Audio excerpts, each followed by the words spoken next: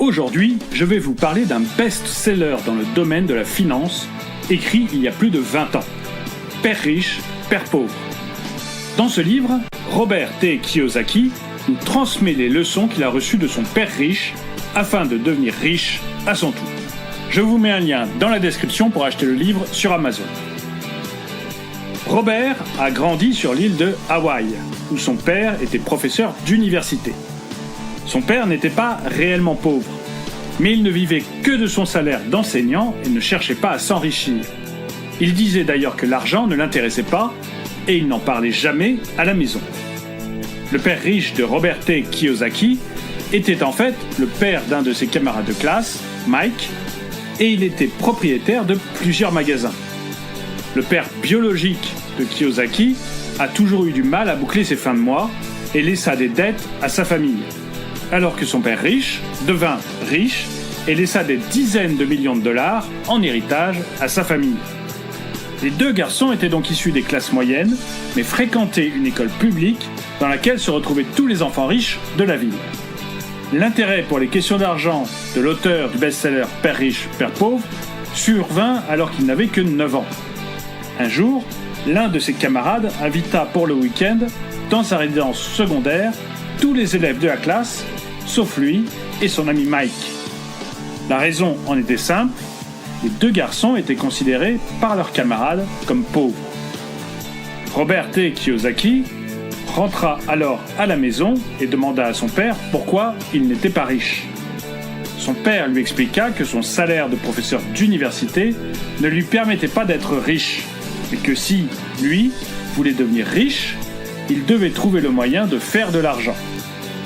Robert T. Kiyosaki, qui n'avait jamais entendu cette expression, l'a pris au premier degré et commença avec son copain Kenny à fabriquer des pièces de 5 cents en plomb. Lorsque son père comprit que les deux garçons faisaient de la fausse monnaie dans la maison, il éclata de rire et félicita tout de même son fils pour son ingéniosité. Son père lui recommanda alors d'aller prendre des leçons chez le père riche de son copain Mike afin d'apprendre à faire de l'argent de façon légale. Son banquier lui avait en effet vanté le succès professionnel de cet homme qui, bien qu'en apparence n'était pas riche, avait pourtant construit les bases d'un système lui garantissant sa richesse. Robert T. Kiyosaki commença alors son apprentissage auprès de celui qu'il appela Père riche. L'homme accepta de contribuer à l'éducation financière de Robert et de Mike et les embaucha pour travailler dans l'un de ses magasins 3 heures par semaine tous les samedis. Il leur promit d'abord un salaire ridicule et lorsque Robert lui demanda une augmentation, son père riche lui proposa de travailler bénévolement pour mieux apprendre à devenir riche. Évidemment, le jeune garçon tomba des nues et ne comprit pas immédiatement la leçon. Mais au fil du temps, tout devint clair. Un employé est à la merci de son employeur. Même s'il est bien payé pour son travail, il restera toujours dans une situation de dépendance. Lorsque Robert et son ami Mike se retrouvèrent sans salaire, ils pensèrent alors à d'autres moyens de gagner de l'argent. C'est ainsi qu'ils commencèrent à récupérer des bandes dessinées invendues dont la page de couverture avait été arrachée dans le but de les retourner au distributeur.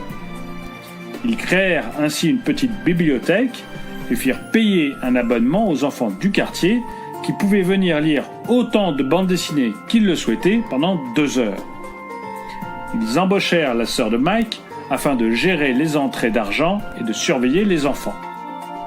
Grâce à cette idée, ils gagnèrent 9 $ par semaine sans même avoir à travailler.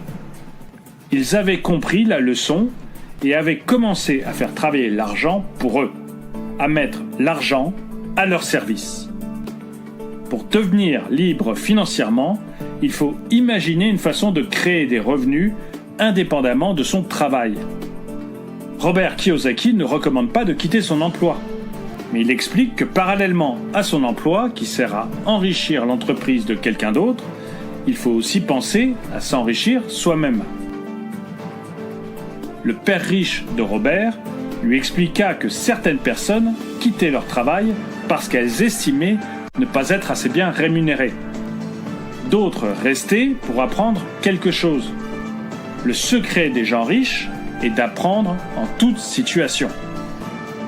Robert Kiyosaki explique que la sécurité de l'emploi représentait tout pour son père pauvre et éduqué. Apprendre signifiait tout pour son père riche. Kiyosaki suivit le conseil de son père riche et travailla par la suite sur des pétroliers et en tant que vendeur pour Xerox. Ces expériences lui permirent d'apprendre beaucoup dans les domaines du commerce international, du management et de la vente. Il mit ensuite ses connaissances au profit de ses projets. L'origine de la pauvreté vient, selon Robert Kiyosaki, d'une méconnaissance de la finance. Le système éducatif n'enseigne pas les finances personnelles. Le sujet est tabou à l'école.